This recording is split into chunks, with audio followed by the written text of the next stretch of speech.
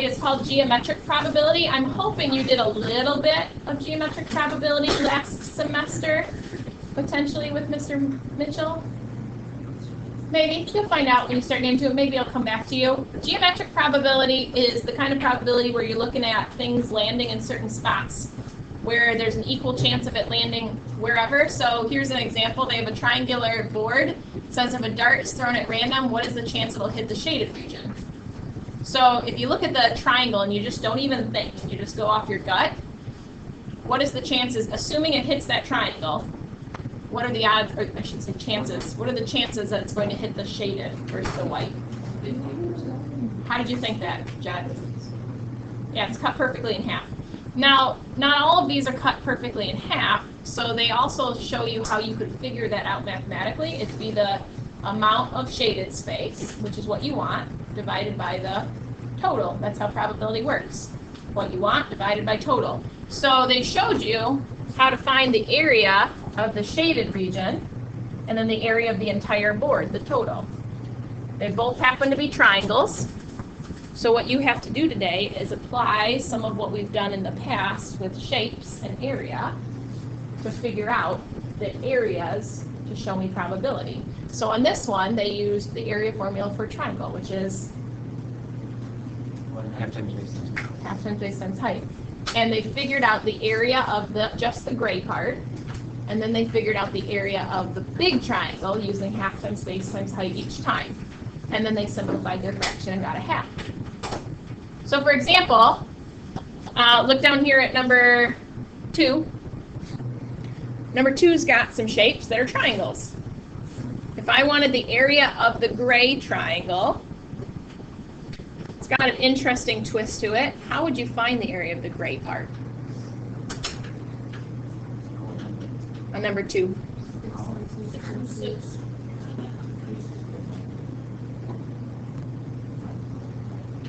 Well, I think they have congruent 3s, congruent 5s, and congruent right angles in the corners. Oh, number 2? Number 2. They have congruent sides, but how do you find the area of that triangle? I use the Pythagorean theorem. Well, you find the area of the inside. Hold on, go ahead. On the area of the entire triangle, and then minus it by the area of the inside triangle. Okay. And so that'll get us the area we want, right? How are we going to find the area of the big gray triangle?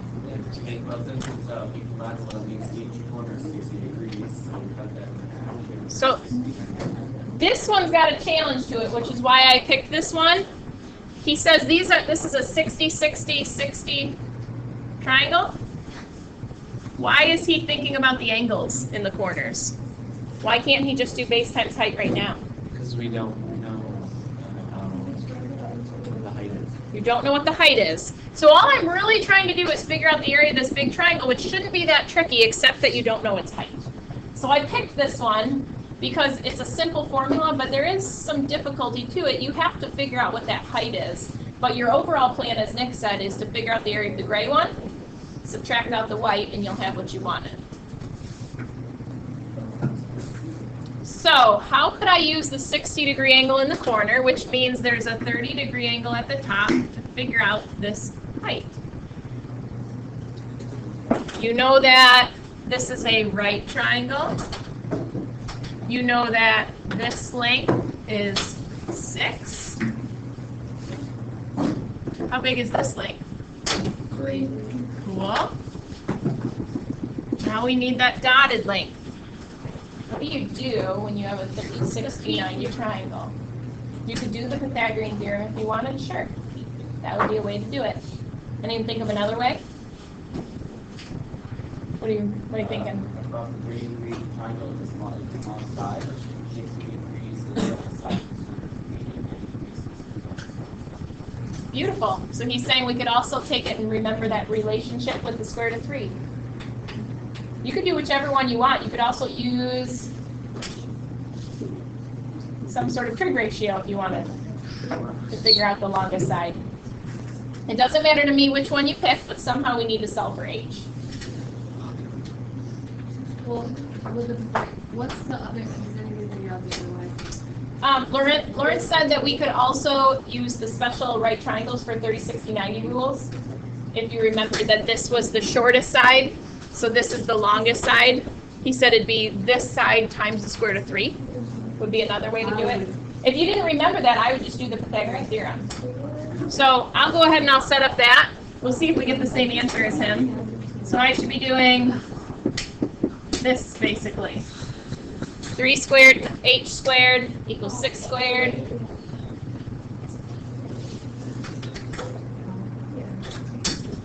So I have a 9 plus h squared equals 36. B.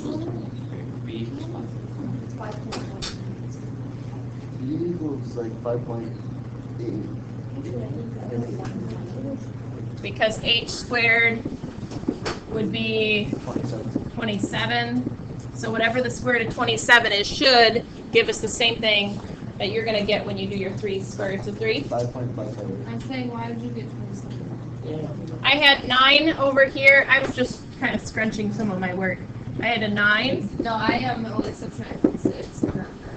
Oh, gotcha. So I have 27. So what is that? You said 5 point. 88. Or 5.588. What? Or maybe not. Maybe that was for something else. We need to look. Seems like it'd be a low. 5.196. So 5.2? Or 196. Okay. So that solves for h. So if I needed to find the shaded region, every time on the top of a fraction, I should be doing the area of the shaded region. I have to take the area formula for the triangle, half. What is the base of the big gray triangle? What is the height?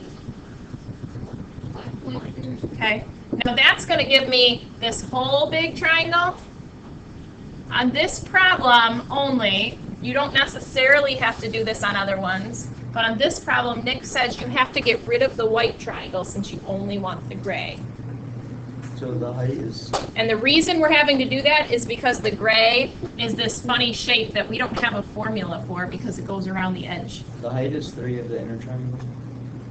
The inner triangle height is not 3 exactly. Well, it's it is because it's a 2, 3, 4. There's no such thing as a 2, 3, 4. Well, there's a 2, 3, 4 on Pythagorean triple. It's a 3, 4, 5. It's a Pythagorean triple. So this is a 2 and a 4. So I could do 2 squared plus h squared equals 4 squared. And I could find it out. Do that quick in your head, Sean. 704.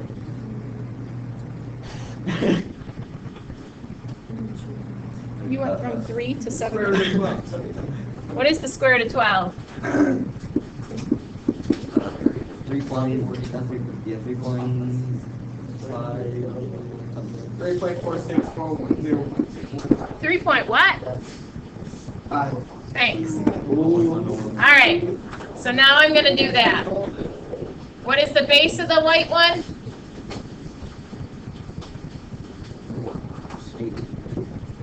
And the height is 3.5. Now I picked the hardest, longest one to do together because it had this funny shape. You might be able to creatively get the shaded region easier on some of the other problems.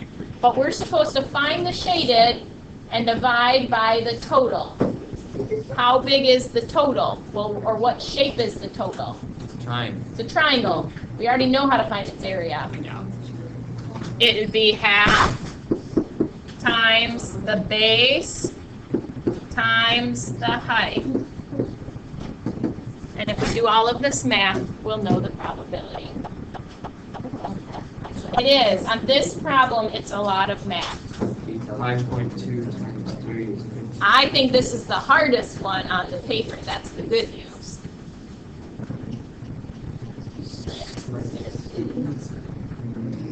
3.5. So I have to do all this math to simplify it, and I'd like you to leave your answer as best as possible as a fraction.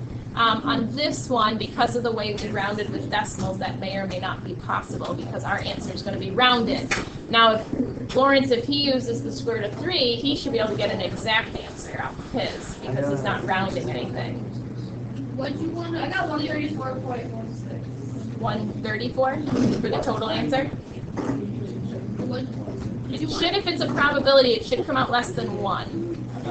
That's 8. Did you do your whole top together and then divide by the bottom? 43%. But your top should be smaller than your bottom. That's exactly what I got. I got 8.6 over 15.2. Yeah, that sounds about right. Why is Yeah, so yours Hey, actually. nerd, what'd you get?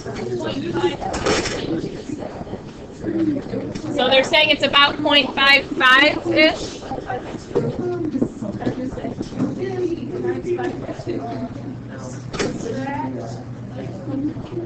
That would be your probability. So again, that was probably the hardest one, but notice that what I did mathematically was I looked at just the shaded part, I figured it out, the area for it, and then I looked at the entire shape. It's 43%. Questions on my plan of attack? Yes. How do you find the area of a curve Let's thing? do today. Yeah, how do you find the area? I'd like you to try to get as much done as possible, but if you don't get it finished, you can take it with you. No, what's the area? But are there questions about how to do the other one? Yes, how do I find the area of a curved thing? Could you think about what part of a shape it is? It's the outer edge of a circle. Part of a circle. How much of a circle is it? But how do I know it's the center? 4. So could you just, you know it's the center because it has a radius of 4 on either But side. where does it say that? It doesn't matter, It doesn't say that the corner is tangent, so you don't know. but it does show that it meets here at the corner, which would mean this is 4 and this is 4, and if they're both 4, then they have to be a But it could be radius. but it could be a partial.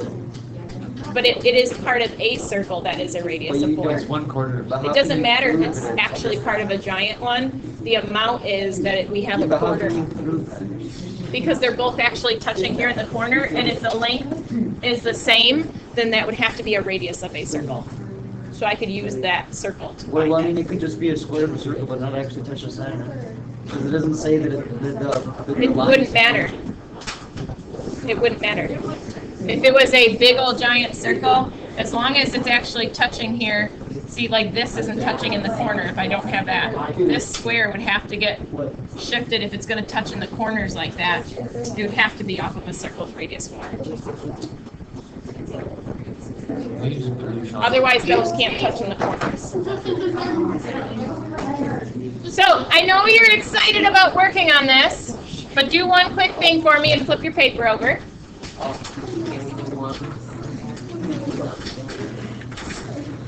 Because I know I'll never get you back once I set you free. So I want to make sure you understand what's going on in the back. I think you've probably done a little work Yeah.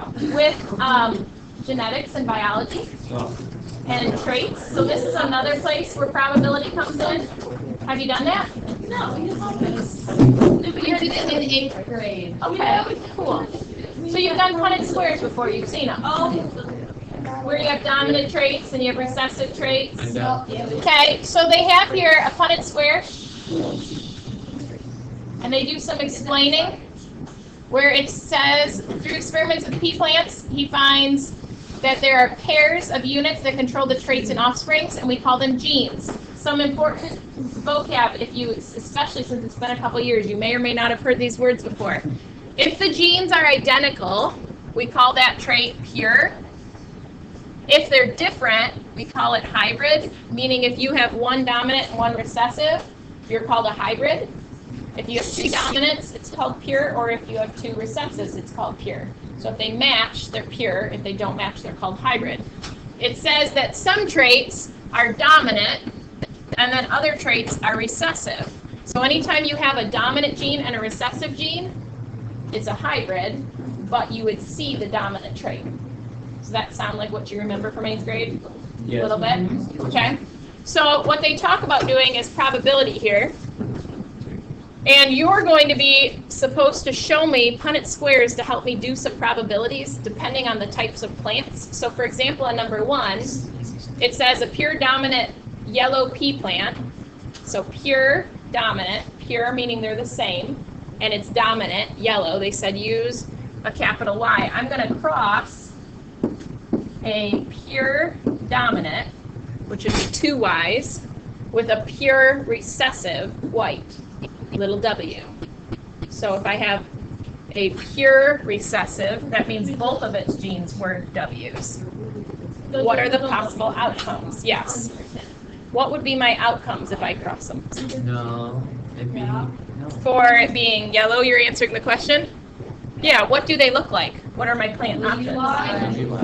Yeah, every single one of these are going to be a Y and a W, which means, Little W's? yeah, I just made them big. I don't know. I don't have loopy. Everyone knows that little W's have little loops. Oh, like this? Yeah! That looks like a bird. Little W's. How do they make little W's? So the offspring that they're going to be yellow, how many of those would show up as yellow? You're saying all 4 of them out of 4 of them, so 100%. If you do this experiment, you will get a yellow plant every time. They'll all be hybrids, but they'll always show up as yellow. So that's it? What are you gonna do? So part A was writing on the one color. Yeah.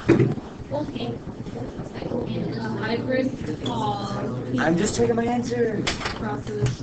How are you gonna know if I got it right if I don't have the answer? Well, I'll tell you if you got it wrong. Don't take worry. How do we know you're not 127 wrong on wrong. pregnancy for number 3?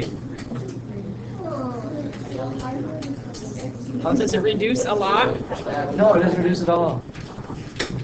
Because you're not supposed to leave for actions to justify it.